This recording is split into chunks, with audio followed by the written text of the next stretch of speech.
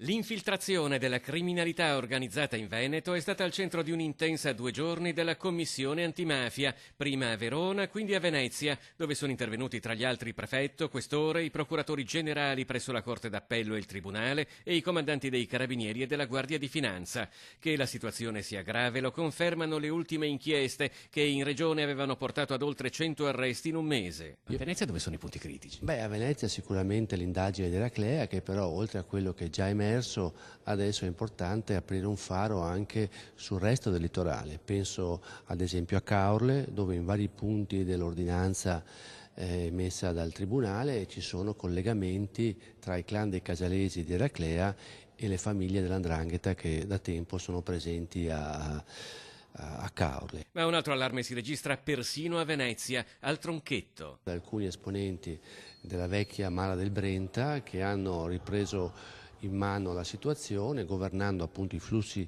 dei turisti con i lancioni, ma non solo in direzione Venezia, ma anche verso le vetrerie di Murano, quindi con attività economicamente molto più redditizie. Parliamo di un giro d'affari enorme, di decine e decine di milioni e anche di sottrazioni di risorse al Comune di Venezia. Secondo Pellicani, che si è impegnato per l'arrivo dell'antimafia a Venezia, in Veneto non c'è ancora una percezione diffusa della gravità del fenomeno. La tendenza è anzi spesso a minimizzare, se non addirittura ignorare. Noi vogliamo intervenire in 3 modi. Innanzitutto sulla ferma e decisione di interrompere queste attività di tipo mafioso. Quella delle prevenzioni che abbiamo già detto è una cosa in più, anche sull'istruzione, sull'idea di mentalità, cioè quello di insegnare e di portare avanti una mentalità che sia antimafiosa.